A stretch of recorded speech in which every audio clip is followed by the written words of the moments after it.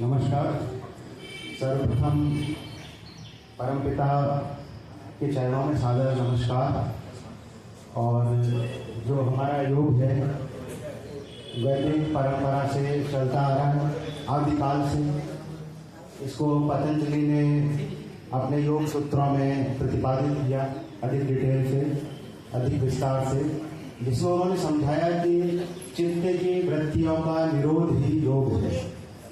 अर्थात हम हमारे मन की वृत्तियां जो है काम, क्रोध, लोभ, मद, मोह और मत्सर, जो 6 षड्दोष बताए गए हैं, जिन्हें षड्यंत्र भी बोला जाता है, उन पर विजय प्राप्त कर सके, इसी को उन्होंने योग कहा है। गीता में विभिन्न प्रकार के योग में प्रतिपादित किए गए हैं, पर पतंजलि के अनुसार जो योग है उसमें 8 अंग है, जिसका हमें पालन करना चाहिए। यम, नियम, आसन, प्राणायाम, प्रत्याहार, धारणा, ध्यान और समाधि। यम से तात्पर्य है 5 व्रत: सत्य, अहिंसा, अस्तेय, ब्रह्मचर्य और अपरिग्रह। सत्य अर्थात हम सत्य बोले, सभी से सत्य का आचरण करें, मन में भी सत्य विचार रखें, सत्य का दर्शन भी करें। हम अक्सर माया से भ्रमित होकर के और मोह की जिंदगी जीते रहते हैं। इस जीवन को के सत्य को समझें कि अहम ब्रह्मास्मि और तत्त्वमसि, कि मुझमें भी वही ब्रह्म है जो तुम में है। तो हम यदि ये समझेंगे तो हम अहिंसा का आचरण भी करेंगे। जब हम सोचेंगे कि हमारे अंदर जो ईश्वर है वो सभी में विद्यमान है, सर्व जंतुओं में, सर्व मनुष्यों में विद्यमान है, तो हम अहिंसा का आचरण करेंगे, किसी के प्रति भी हिंसा नहीं करेंगे, मांस नहीं खाएंगे, शराब नहीं पिएंगे, क्योंकि इनसे हमारी मानसिक वृत्तियां हीन होती हैं और जो वासनाओं की जो इच्छाएं होती हैं उनके प्रति प्रवीण होती। इसके पश्चात अपरिग्रह, अर्थात हम आवश्यकता से अधिक वस्तुओं का संचय ना करें। हम जितना भी संचय करते हैं उसकी 3 गति होती है: दान, भोग या नाश।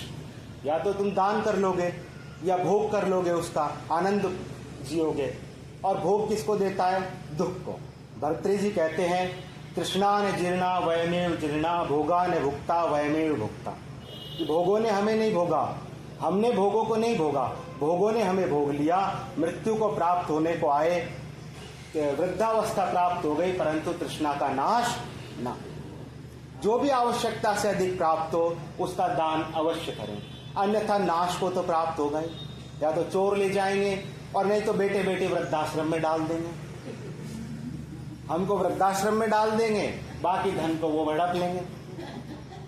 ठीक है, तो इसलिए हमें आवश्यकता से अधिक वस्तुओं का संग्रह नहीं करना चाहिए। अस्तेय अर्थात हम चोरी ना करें। ब्रह्मचर्य, अब ब्रह्मचर्य का जो साधारण तात्पर्य है उसी में डिस्कस करेंगे, ज्यादा डिटेल में जाएंगे नहीं। ब्रह्मचर्य जो है, हम हमारे पत्नी के अतिरिक्त या पति के अतिरिक्त अन्य सभी को माता, बहन, पिता, भाई के दर्जे से देखें, उनके प्रति किसी भी प्रकार का मन में गलत विचार न उत्पन्न करें, ये ब्रह्मचर्य है। इसके पश्चात आता है नियम। शौच, संतोष अर्थात पवित्रता का आचरण करें, निरंतर स्नान करें। आजकल मैं देखता हूं हमारे साथ के इंजीनियरिंग के जो स्टूडेंट्स थे, बहुत से 5-5, 6-6 दिन हो जाते हैं, 15 दिन हो जाते हैं। एक ने तो हमारे यहाँ रिकॉर्ड बनाया था 6 महीने तक नहीं नहाने का। इस तरह का आचरण ना करें, मन को भी शुद्ध रखें। अब हमारे यहाँ कहते हैं गंगा जी में स्नान करने से पापों से मुक्ति हो जाती है। वो पापों से मुक्ति हो गई, परंतु फिर पाप करने की छूट नहीं है। वहां पे हमें हमारे पाप के विचार भी त्याग करके आने हैं। उनको जब त्याग करके आएंगे तो हम पाप नहीं करें। संतोष, आगे के लिए निरंतर प्रयास करें। हमारे ग्रंथ कभी भी नहीं कहते कि हम जिस बात पे चले वहीं पर रुक जाएं।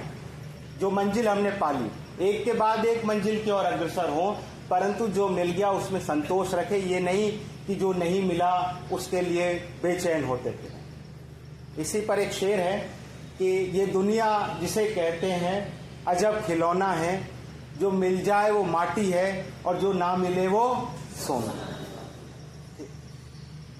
इसलिए जो मिल जाए उसी को ही स्वर्ण समझना चाहिए, उसी को ही श्रेष्ठ समझना चाहिए। शौच, संतोष, स्वाध्याय निरंतर हम गीता का अध्ययन करें, जो भी हमारे अच्छे ग्रंथ हैं उनका अध्ययन करें, खुद से अध्ययन करें।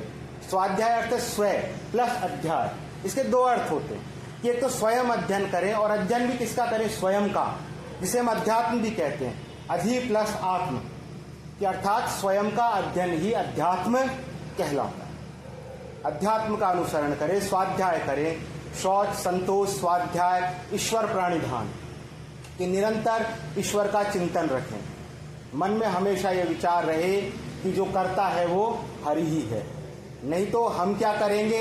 प्रकृति ही क्रियमाणानि गुणे कर्माणि सर्वशु अहंकार विमूढ़ात्मा करता है मिति मन्यते, कि अहंकार के वशीभूत होकर कि मैं करता हूँ, ये मान करके हम सारे जो प्रकृति आधारित कर्म है उनको करते हैं, खुद को कर्ता मान लेते हैं, और फिर दुखों को प्राप्त होते हैं। सुख या दुख उससे प्राप्त होते हैं। जिस दिन हम ये मान लेंगे कि हम कर्ता नहीं है, केवल कर्ता हरि हैं, उसी समय हमारी मोक्ष हो जाए। मोक्ष मृत्यु पर ही नहीं होती, जिंदा जी भी मोक्ष हो जाती है। ठीक है, जिंदे रहते हुए भी, मतलब कि आपने अपने कर्तापन के अहंकार को त्याग दिया। शौच, संतोष, स्वाध्याय, ईश्वर प्राणिधान, और एक और, इसके पश्चात आता है आसन, प्राणायाम, जो अभी हमने किए।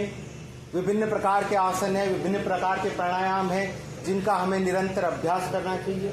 इस अभ्यास को हमें शरीर को स्वस्थ रखने तक ही सीमित नहीं रखना चाहिए। शरीर, मनस और बुद्धि तीनों को शुद्ध रख करके और आत्मा की उन्नति के और प्रसार करना चाहिए। जब हम इससे आगे बढ़ेंगे तो ध्यान, धारणा और समाधि की ओर हम प्राप्त होंगे। हमारा ध्यान ईश्वर में निरंतर लगता रहेगा, और निरंतर होते होते हम भी बुद्ध, महावीर, कृष्ण इत्यादि की अवस्थाओं को प्राप्त कर सकते। इसी के साथ पीछे वाले लग रहे मेरे को बोर हो गए, जिन्होंने तालियों की गड़गड़ाहट शुरू। ठीक है, मैं यहीं पर विराम लेता हूँ। आप सभी से उम्मीद है कि इन योगों पर चलेंगे। और अंततः एक श्लोक, ठीक है, लास्ट में अर्जुन कृष्ण से पूछते हैं गीता के दूसरे अध्याय में, स्थित प्रज्ञस्य का भाषा समाधिस्थस्य केशव स्थित धी किम प्रभाषेत किमासीत वृजेत की, कि स्थित प्रज्ञ की क्या भाषा है, समाधि में स्थित मनुष्य क्या है। तो प्रश्न जवाब में तो बहुत सारे श्लोक हैं, 15-16, बोर हो जाएंगे। ठीक है, बाकी मुझे उम्मीद है आप पढ़ लेंगे। ठीक है, दुखेशु अनुद्विग्न मना सुखेशु विगत स्पृहा वीत राग भय क्रोध स्थित धीर मुनि रोचते, कि जो दुख में ये नहीं कहता कि दुख मेरे से दूर जाए और सुख मेरे पास आए, और जो राग, भय और क्रोध से परे है, उसी को स्थित प्रज्ञ कहते हैं, उसी को समाधिस्थ कहते हैं। मेरी परमपिता परमेश्वर से प्रार्थना है कि आप सभी उसी अवस्था को समय के साथ प्राप्त हो। धन्यवाद। अंत में हमारे वरिष्ठ जनों के चरणों में सादर नमन।